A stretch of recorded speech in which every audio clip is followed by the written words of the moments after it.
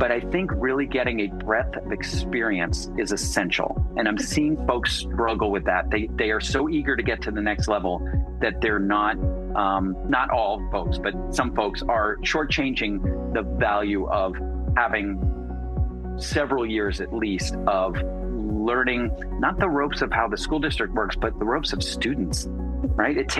I normally tell my new teachers 5 to 7 years is about the time where by that point, you've seen almost every type of kid, every general scenario. And so you really start to hone your chops.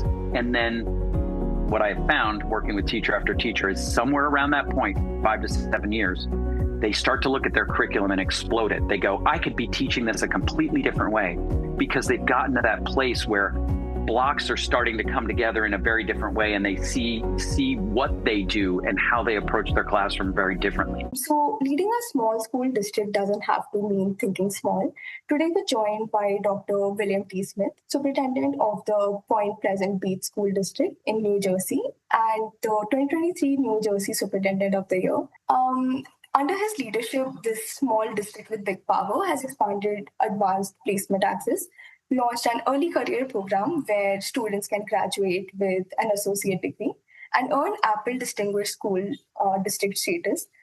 Recognized nationally for equity, innovation, and staff wellness, Dr. Smith also mentors fellow superintendents and teaches at Monmouth University and speaks widely on the future of K-12 leadership. Dr. Smith, we are thrilled to have you here with us today. How are you doing? Well, it's great to be here, and I'm doing well. Thank you. Good to see you. So I think with that, I will start with my first question. You spent your entire career in education, from teacher to coach to principal, and now to the superintendent of the year. Looking back, what's the one leadership lesson you wish you had learned a little earlier? I think there's so much value in seeking mentorship from those around you. I think we have a tendency as teachers entering the profession to stick with that person who's got the room right next to us, or is in our department, or is our department leader if you're in a high school, or is teaching the same grade level in maybe a younger grade.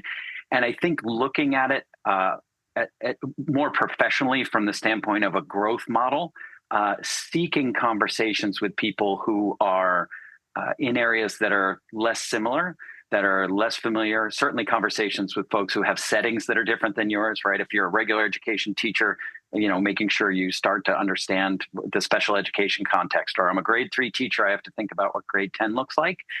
But I think that's so valuable, and it helps you kind of situate yourself in the larger professional conversation when you add depth to what you know versus kind of staying in your lane, I guess. So I think getting mentorship and having open conversations with other people does help a lot.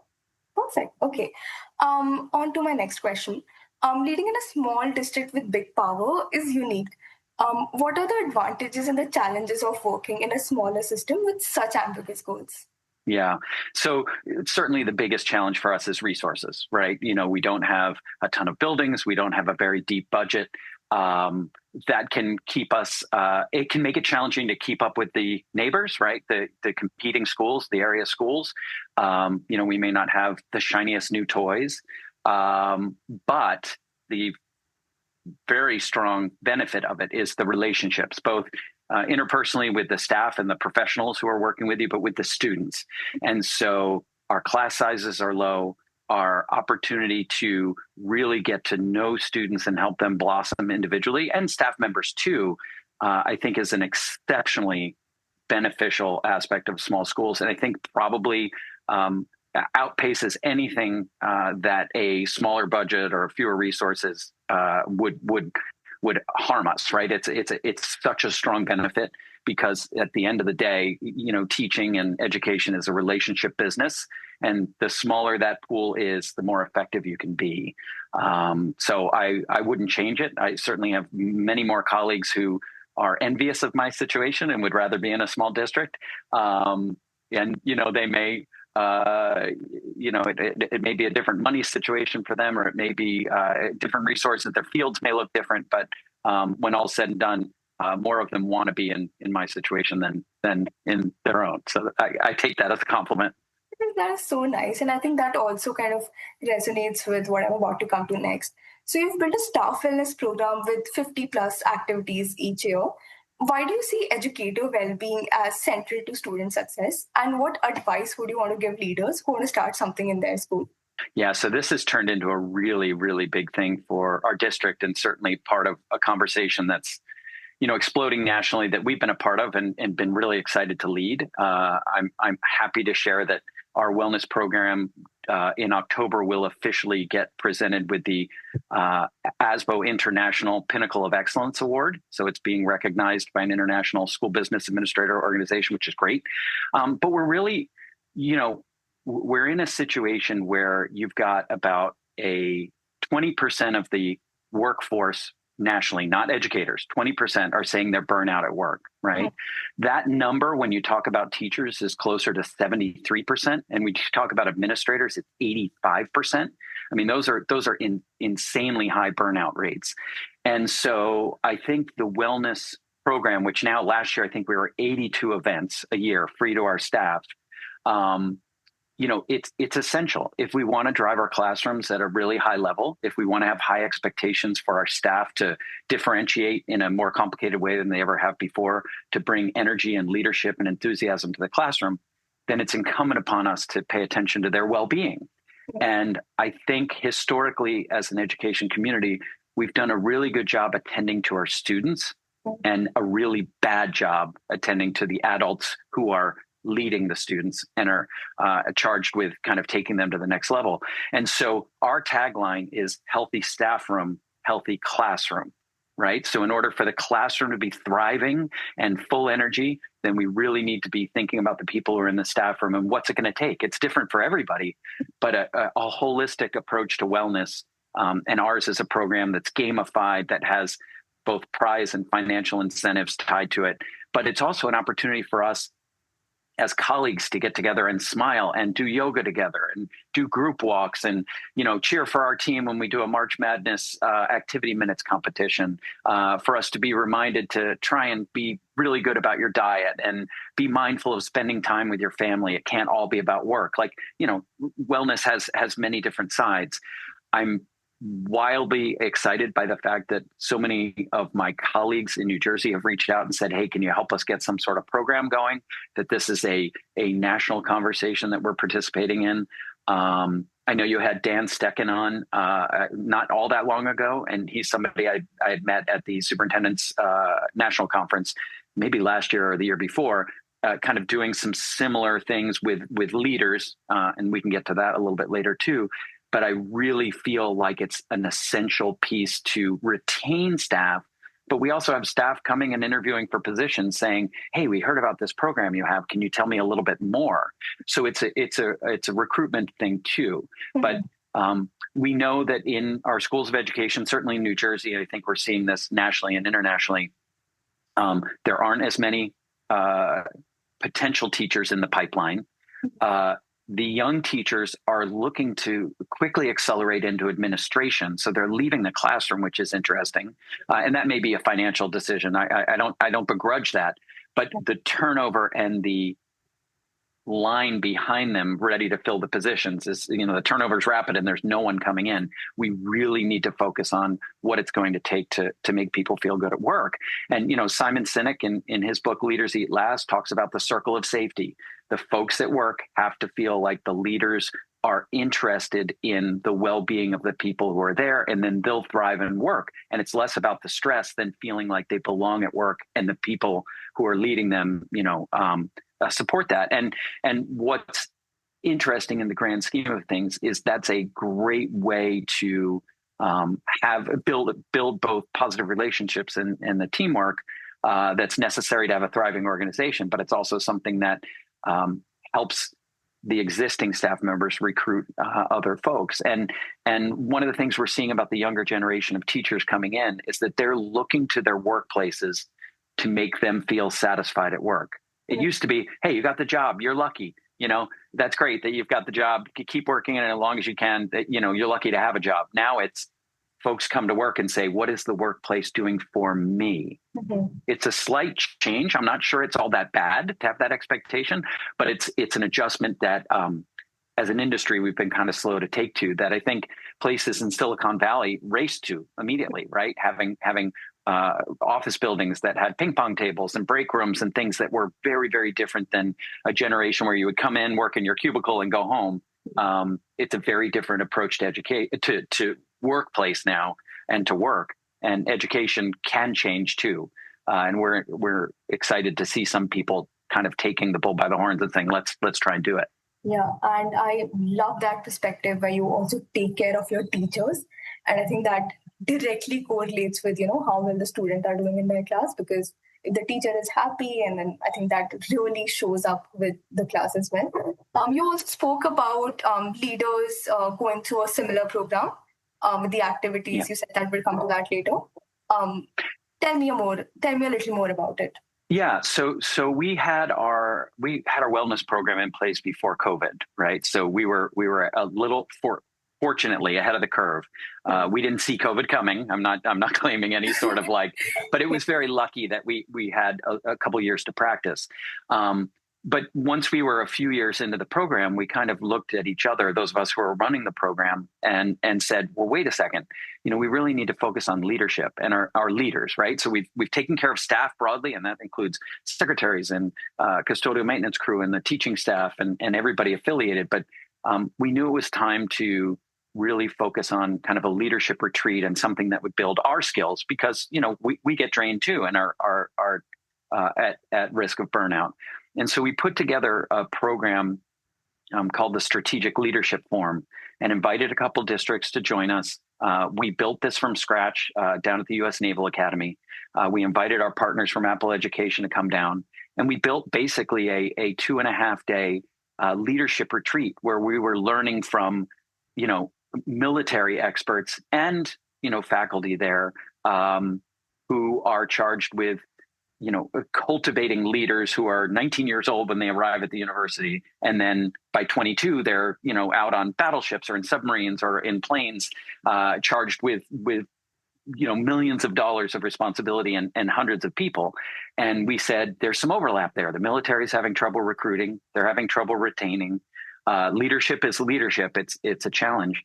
And so we got the benefits of not only a retreat for our team to kind of see each other at a different time and work out together and do some of that, but we were also, by looking through the lens of another type of industry, we were able to see parallels to ours and take some leadership lessons, and no better than the military to teach the leadership lessons. And it was really incredible. We've now done it for 2 years. We'll go back this year, and again, it was built from scratch from need, but very much like my colleague that I referenced earlier is doing. It's trying to get folks to have the tools to maximize their potential as leaders, right?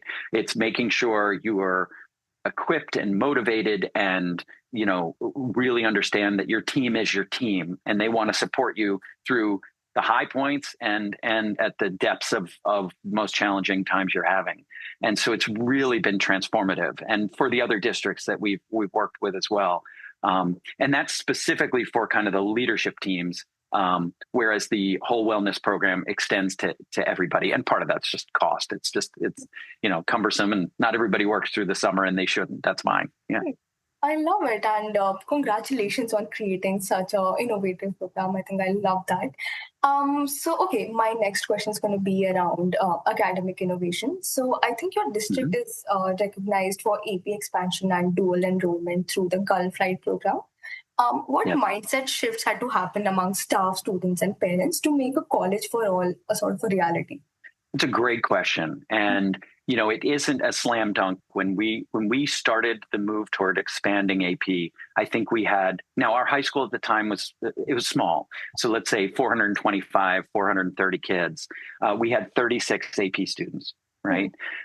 We now have nearly 300, and we give almost 500 exams. And we had to introduce programs that students were interested in, right? So we wanted to know if we were going to push an expansion, what is it that students want that we're not yet offering? We needed to have the conversation about the fact that if there is a best curriculum that we offer, why are we having curriculum pathways that don't lead to it? Our feeling was we wanted to open the door to everyone, not force everyone in, not say everyone has to do it, But if any student at any point in their journey said, you know what, I'm feeling motivated, or I had an incredible math teacher last year, and she really, I'm understanding math for the first time. Now I want to race ahead. We had a lot of curriculum pathways that were dead ends. And so that unintentional soft dead ends is how we used to refer to them. We had to go through the curriculum and kind of break those roads and always have pathways to the higher level. We didn't have a lot of tracking, but we made sure that, where it was, hey, this is quote unquote the best curriculum or the highest curriculum that we offer. Can every student get there if they were motivated to get there? Then we needed to work with the staff about the risk taking, right? Because if you're a staff member who has historically had a small pile of students in an AP or dual enrollment class, they've performed well, you've been praised for that, then it's a huge risk for you to say, wait a second, you're going to introduce 5, 10, maybe 15 more students who may be less academically capable at first, and you're going to hold me accountable. There's a leadership and a teacher piece of that where you have to build that trust that, hey, we want to see over time added value, that student who was on the cusp of being capable came out with better skills, a slightly better achievement grade. We know the data shows that a student, they don't even have to take an AP exam, but if they're sitting in an AP course, they have dramatically impacted their ability to graduate college on time, just sitting in the class. So we had to explain the mission and the why, but then we also had to take concern out of the sails and say, over time, that accountability is going to be built, and we're going to expect you to be able to take a student from here and move them to there, not just from here to there. But you have some grace on that, and we owe you professional development. We really talked a lot, especially with parents, about the fact that this is about building confidence, academic confidence in particular. Now, the research indicates that when you expose students to rigor, they typically succeed and they build confidence for their next exposure to rigor, right?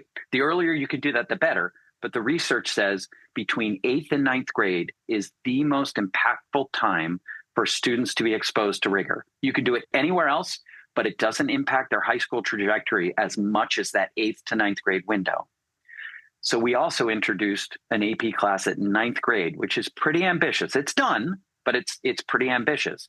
We found the right teacher who was a coach who said, hey, I am not coming in to hammer students. I'm here to support them. I'm here to convey, hey, we've got your back. And we said, those results don't all need to be 4s and 5s on the AP exam, but let's see what we've got. And we now have nearly, I think from year to year, it's about 3/4 of our freshman class opts to take that class. But what we've seen, and we now have data because it's been around long enough, we've seen those students who continue on to other AP courses score better than students who take those AP courses without the 9th grade stop, which does not, from a school leader standpoint, I don't need them to take the 9th grade thing. I want students to find it at their own time and at their own level. But I want the door to be wide open to the highest, most rigorous academic program we have. The Gulf Flight School supports all of those AP courses with dual enrollment credits. And there's also additional dual enrollment courses so that students can get college credits for sure, right? We know AP, if you don't get a 4 or 5, sometimes your college credits don't translate. I would argue, and the data supports it, that students still get the benefit of taking the class. But by putting dual enrollment credits in there, students say, hey, I am still working my way towards college progress. And again, when we talk about Gulf Flight School and our dual enrollment program, we don't mandate a cohort. We don't say everybody who's in this, who starts freshman year, needs to take these 7 classes and then these 7 and these 7. It's catch as catch can. And we've had students who have continued on and saved themselves 2 years, a full 2 years of college. We had 10 students last year finish Gulf Flight School with an associate's degree, which was the highest at any one time.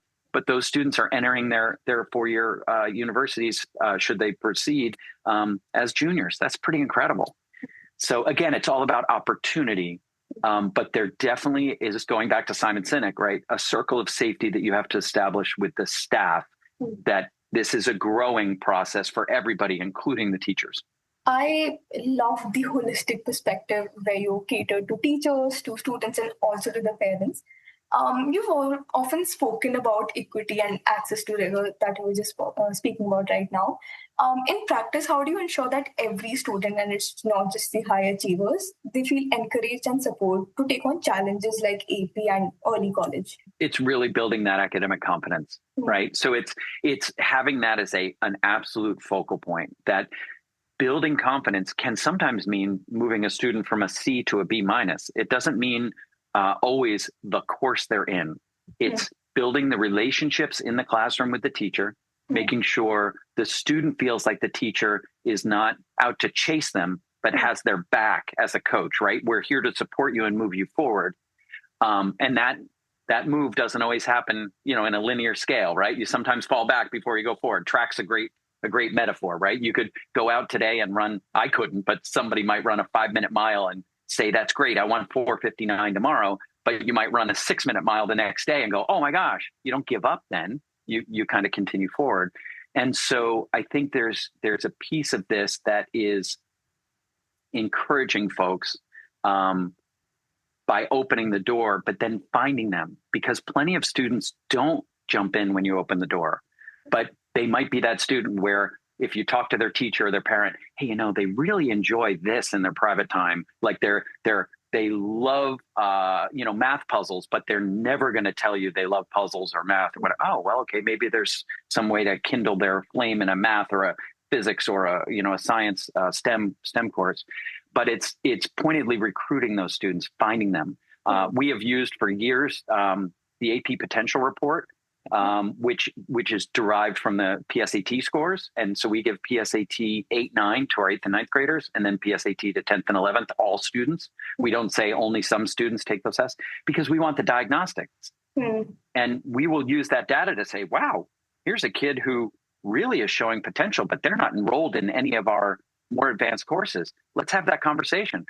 And that empowers the counselor. It empowers the teacher. We send personal notes from the administrative staff kind of saying, hey, we'd love to see you here. You don't have to, but we would love to see you participate.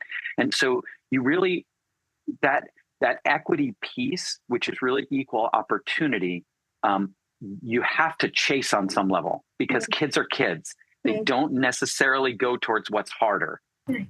But nearly everyone who does something hard and succeeds comes out the back end going, what's my next place I can face a challenge? I'm ready. And we talked about academic confidence a little bit ago. That's one of the knock-on effects. When a district takes on a challenge like 9th grade AP or expanding a dual enrollment program, what happens is you build organizational confidence.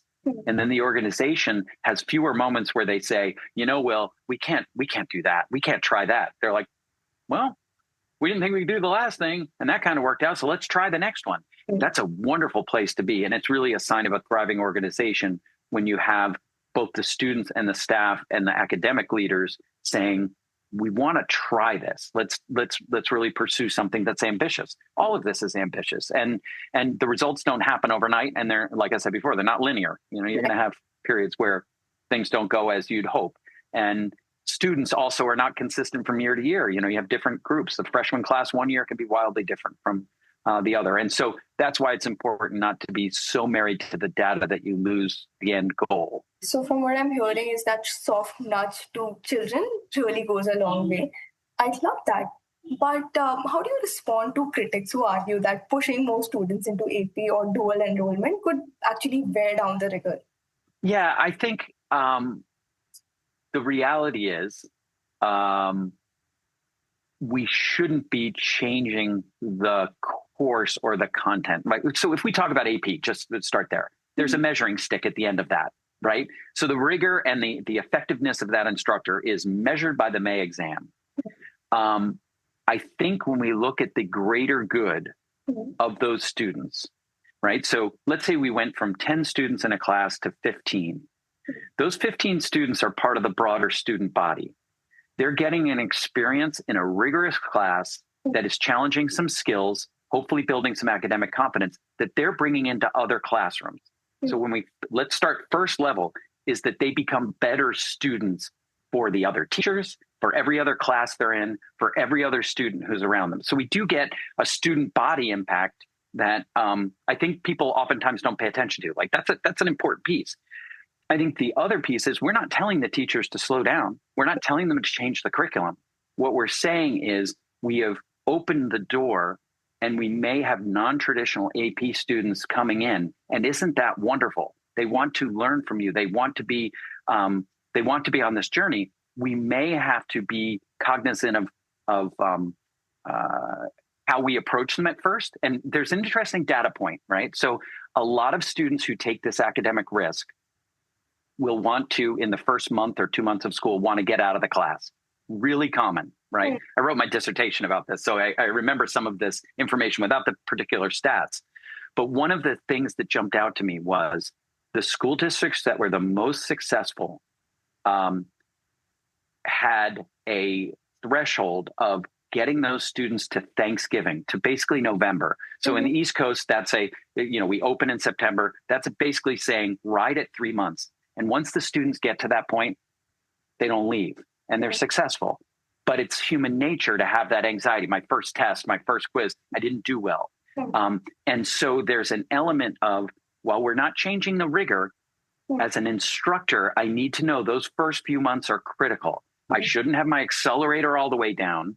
That doesn't mean I've changed the rigor. It just means I maybe am not using my harshest grading right out of the gate because I need students to kind of adapt. We don't expect students to be AP ready on day one. Some may be. Some students walk in and they're rock stars. It's wonderful.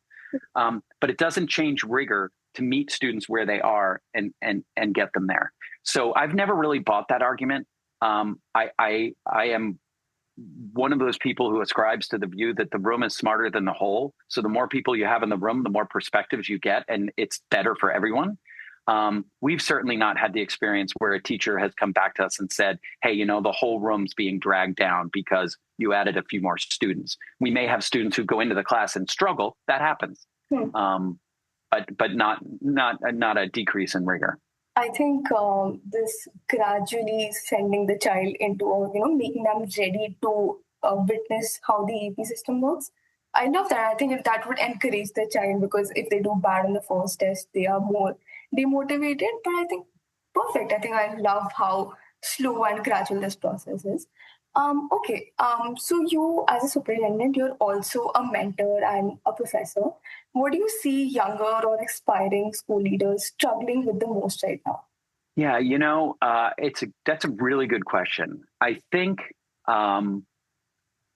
sometimes I referenced a little bit earlier that people kind of rush through their profession, right? The teachers are rushing to be administrators, and I'm seeing people in my graduate programs, and I teach in the doctoral and master's level, and I'm seeing folks who haven't really taught that long yet. And it's not so bad to stay in the academic world and to kind of continue with your learning. I'm certainly a supporter of that. But I think really getting a breadth of experience is essential. And I'm seeing folks struggle with that. They are so eager to get to the next level that they're not all folks, but some folks are shortchanging the value of having several years at least of learning, not the ropes of how the school district works, but the ropes of students, right? I normally tell my new teachers 5 to 7 years is about the time where by that point you've seen almost every type of kid, every general scenario. And so you really start to hone your chops. And then what I have found working with teacher after teacher is somewhere around that point, 5 to 7 years, they start to look at their curriculum and explode it. They go, I could be teaching this a completely different way, because they've gotten to that place where blocks are starting to come together in a very different way, and they see what they do and how they approach their classroom very differently. When we race through the profession, you lose that opportunity, which I think also is a loss to the profession, because these folks are going to be the experts who later are out at conferences, in professional groups, and they're talking and learning from each other. And I think the depth of that experience is super valuable. So I think a degree doesn't replace experience. And I say that recognizing that continual learning is excellent and fantastic, and I don't shortchange it. So I'd like to see folks take their time, I guess. Sense. Okay, moving on to the next so-called hot topic. Independent schools and public districts are grappling with AI. How do you see Hmm. AI reshaping K-12 learning and leadership? And where should schools draw the line?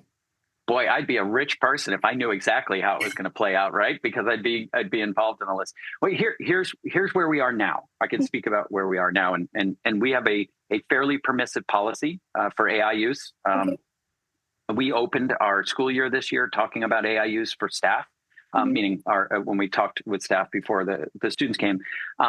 And I really see AI as being a tremendously powerful lever to help teachers offload some things that are very, very challenging. Differentiating for 5 or 6 different types of students in their classroom. AI is a huge assistant for that. Language accommodation, huge assistant for that. I think there's some special education differentiation elements that are wildly assistive through AI. So I think AI on a very quick level can offload some of the time-consuming work that allows you to have more face-to-face time with your students, where those relationships can be built and where the academic learning moves forward. I also think AI is a wonderful tool for formative learning, right? Your formative assessments, AI can do that quickly. With that said, the second half of our talk to start the school year was, hey, AI, but also, the human touch is essential, right? And so we kind of talked about the letters AI and said A+1, right? We want to be +1 people who are really doubling down on the human connection we have. Who is the person who's opposite me, and how do I connect with them and make that relationship, that leadership connection thrive? And so I'm not someone right now who's a doomsday person about AI is going to replace education. It may, but it's not going to replace the human connection. But I think right now, as educators, we're making a mistake if we don't embrace some aspects of it.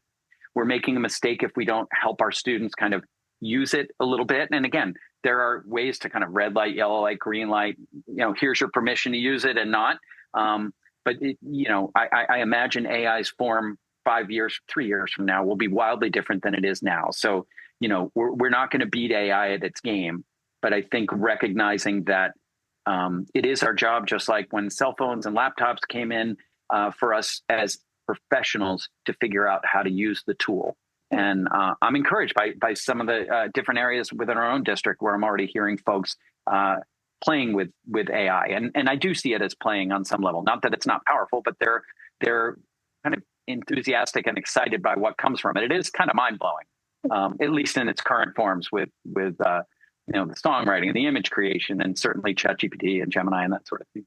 So I think finding the balance between when to use AI and when to have that human touch is the way to go about it. Perfect. Okay. And on to my personal favorite question. So if you had a magic AI tool that could solve one of the biggest challenges that is faced by the school leaders, what problem would you want it to fix? Oh gosh, I don't think AI could do it, but a magic tool.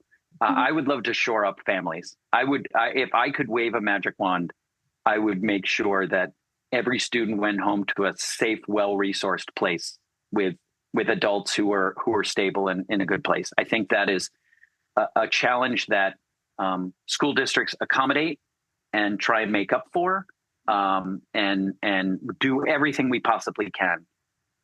But if there were a magic wand, and you said magic wand, that would have a tremendous impact on our students' abilities to come in and be ready to learn and thrive. Absent that, kind of on a smaller level, yeah, I mean, I think it would be nice to be able to remove concerns about school violence from any school.